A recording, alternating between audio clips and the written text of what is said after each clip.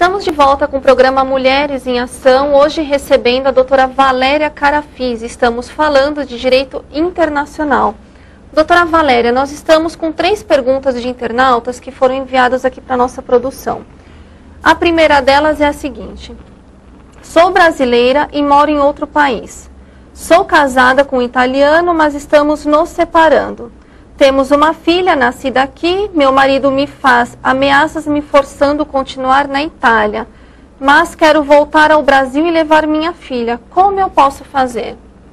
Bem, no caso dessa moça, né, dessa internauta, o primeiro passo que ela deve tomar é concretizar o divórcio dela, a separação dela, lá na Itália, e com isso obter a guarda da criança, do filho. Esta criança, mesmo tendo nascido na Itália, é uma cidadã brasileira. Então, provavelmente, a mãe brasileira deve ter feito o registro dela no consulado da Itália, certo, o que facilita um pouco mais as coisas. Então, resolvida essa questão do divórcio, da separação, quando ela obtiver a guarda da criança, aí sim ela pode deixar o país e voltar para o Brasil. Antes disso, ela corre o risco de ter caracterizado o sequestro parental. Que é aquilo que nós falamos no primeiro bloco, exatamente, né? Que está previsto lá no Tratado de Haia. Então, ela não pode deixar o país sem autorização do pai, em hipótese nenhuma. E ela só vai conseguir, pelo visto, né, pela situação que ela relata, depois que ela terminar esse processo de divórcio e obtiver a guarda da criança. Agora, no caso dela, o divórcio, vai ser realizado, ele deve ser realizado na Itália, né? Itália, o procedimento do divórcio. E aí caímos naquilo que conversamos no primeiro bloco novamente. Ela tem que fazer depois o reconhecimento, a homologação dessa sentença de divórcio aqui no Brasil.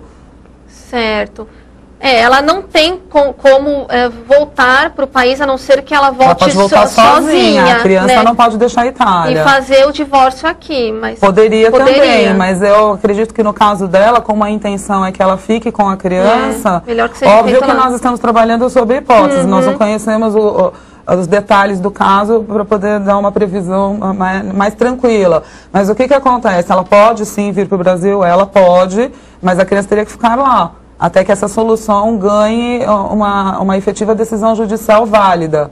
Então, eu entendo que para ela não valeria a pena ela fazer isso aqui no Brasil, porque a justiça aqui é mais lenta que a de lá, e para que isso tenha validade lá, o reverso é verdadeiro. A justiça de lá também teria que reconhecer essa sentença e dar validade para essa sentença aqui. Ah, entendi. E aí a gente tem um outro detalhe interessante, que é o seguinte: essa criança provavelmente nunca viveu aqui no Brasil.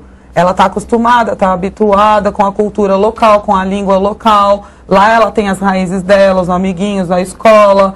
Então, dificilmente, até mesmo aqui no Brasil, o juiz de pronto autorizaria a vinda dessa criança para cá.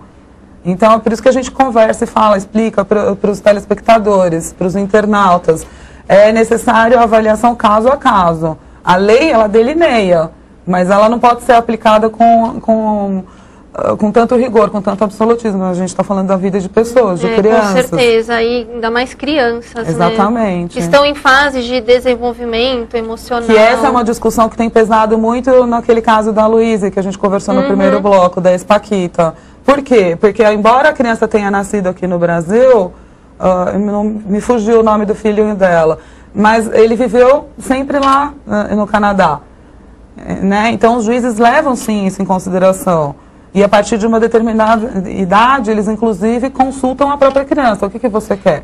A doutora tocou numa questão importante. Até que ponto a vontade do menor influencia numa decisão judicial, nesse caso de guarda que nós estamos discutindo? É uma pergunta difícil da gente responder. Por quê, Kátia?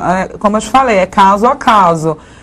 O juiz ele vai levar em consideração não somente a vontade da criança, mas o que é melhor para ela, tá certo? Por exemplo, no caso do Chan, que a gente também conversou no primeiro bloco que nós mencionamos, o que acontece? Ele foi ouvido. Ele já é uma criança um pouco maior, já tem um pouco mais de discernimento, e muito embora ele tenha se recusado a sair do Brasil, o juiz, mesmo assim, determinou que ele voltasse a morar com o pai. Então é muito difícil, porque a gente não conhece as particularidades do caso, de dizer até que ponto isso é influenciável ou não. Por exemplo, crianças muito pequenas não são ouvidas, geralmente. Até porque ela não tem discernimento, ela não tem maturidade para expressar a vontade. Para se expressar, exatamente. E saber o que é melhor para ela também, né? Entendeu? Então, assim, os juízes consideram, mas é uma coisa relativa. Eu acho que há outros fatores que pesam mais.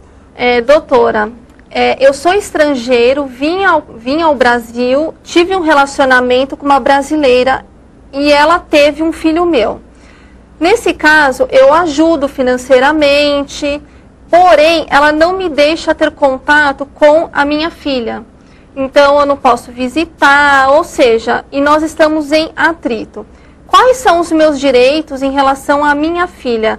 Mais precisamente em relação às visitas. Eu tenho como entrar com alguma ação? Sim. No caso do estrangeiro, ele teria que entrar com um processo aqui no Brasil, nós chamamos de regulamentação de visita. Ele poderia fazer isso também pelo país dele, mas eu acredito que a eficácia maior nesse caso seja fazer todo esse procedimento aqui. E assim ele assegura o direito de visitação. Agora, há alguns detalhes a serem observados. Por exemplo, se nós estivermos falando de uma criança muito pequena, de um bebê, ou de uma criança de colo ainda, na prática, esse procedimento fica um pouco prejudicado. Porque ele não vai poder tirar a criança do país. Ele tem que vir aqui exercer o direito dele de visitação. Tá certo? Então, assim, ele tem sim o direito de visitação, que é assegurado tanto ao estrangeiro quanto ao nacional nosso, independentemente. A lei não determina se o pai for estrangeiro é diferente ou não. Então, ele tem assegurado esse direito, ele só tem que buscar regularizar a situação judicialmente. Agora, tocando nesse assunto da questão das visitas, como é que fica, doutora? Como é que costuma ficar decidido as visitas no caso dos pais residirem em países diferentes? Aí a sistemática é um pouquinho diferenciada, né? Porque, por exemplo, dentro do Brasil existe já mais ou menos uma padronagem que os juízes determinam e adotam para a questão da visitação. E nós temos uma novidade recente que é a guarda compartilhada, que é um dos assuntos da moda aí, né? Então, só que na prática isso é um exercício difícil, complicado, porque exige um excelente relacionamento entre os pais, eles têm que morar perto um do outro. Então, nesses casos de visitação internacional, normalmente o que acontece é que a criança termina indo passar férias, às vezes, com o pai. Porque você concorda comigo, que é muito mais difícil você pegar um avião a cada 15 dias para fazer uma visitação, né? É passaporte, é visto, é uma série de procedimentos que torna, na prática, isso inviável, né? Então, o que normalmente acontece nesses casos é que um período do ano ele acaba passando com o pai estrangeiro. Doutora, nós temos a última pergunta. Convenci o pai do meu filho, meu ex-marido, para vir para o Brasil de férias. Meu filho foi registrado na Itália. Preciso saber o que posso fazer aqui para entrar com pedido de guarda e não voltar mais para a Itália. Quero saber também se eu me recusar a voltar com meu filho para lá, para a Itália, com ele, se o pai pode levá-lo sem minha autorização. Por favor, é urgente. Bem, esse é um caso um pouquinho complicado, porque nós temos uma caracterização bastante próxima já do sequestro parental. Na verdade, o que eu entendo que seria interessante ela fazer é tentar um pedido de liminar para conseguir a guarda do garoto, do próprio filho. Certo. E aí, nesse caso, o pai não conseguiria retirá-lo do país sem autorização da mãe. Lembrando que a criança tem que ter o registro dela reconhecido aqui no Brasil, que foi outro detalhe que nós conversamos no primeiro bloco, né? E aí ela faz o pedido da guarda do filho e com isso ela está autorizada a permanecer no país com a criança sem problemas. Então tá bom. Então estão respondidas as perguntas. Doutor, eu quero agradecer imensamente a participação mais uma vez no programa Mulheres em Ação. Nós já estamos convidando a doutora para participar também em outras oportunidades. Com certeza. A doutora quer deixar um contato? Quero agradecer a oportunidade de estar com vocês novamente. É sempre bom, dentro da nossa profissão, a gente poder ter esse momento de esclarecer o público, de fazer com que as pessoas exerçam melhor sua cidadania. Vocês podem visitar o nosso site, que é www.correiadesouza.adv.br. Nossos telefones de contato são 3107-5417 e 3105-4981. Eu estou sempre à disposição do pessoal da TV Mundi e agradeço mais uma vez a oportunidade de estar aqui com vocês. Nós que agradecemos e o programa Mulheres em Ação vai ficando por aqui.